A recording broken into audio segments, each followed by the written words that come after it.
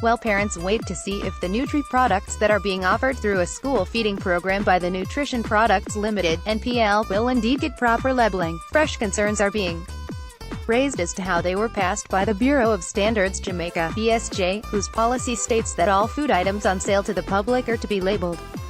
In response, Director of Science and Technology at BSJ, Dr. Dwight Ramdon, said the policy does not apply to NPL, as the products were not produced for sale to the general public. Whereas it's a good thing to do, it's not a need to do in the context of NPL. It is pretty much a confined, closed system. This is the origin. The school is the destination. There are dedicated trucks. As long as they are handling it the way they are supposed to handle food and it is being stored the way it is supposed to be stored, we are good, Ramdon told the Sunday Gleaner. The purpose of the label is to identify the product and to identify where it is coming from.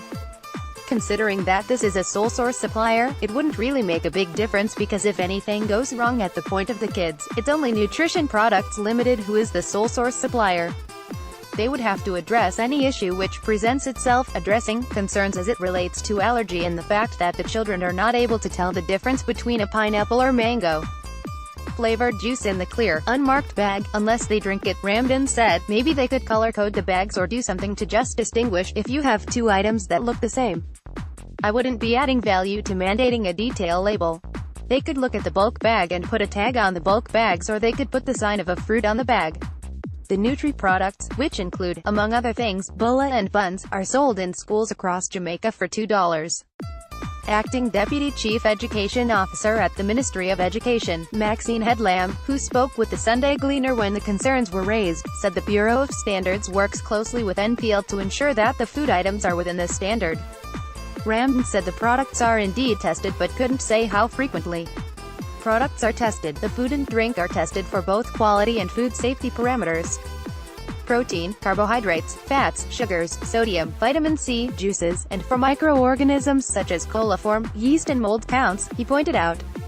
Last week, the Sunday Gleaner reported that Chairman of the National Food Industry Task Force, Professor Fitzroy Henry, said even though it was going to take some time to provide proper labeling for the nutri products, it was being worked on.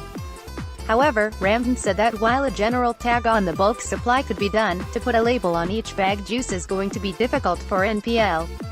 In this context, there is really no big deal. If you mandate them to labeling, it is going to drive up their cost and reduce their ability to provide the actual food, he said.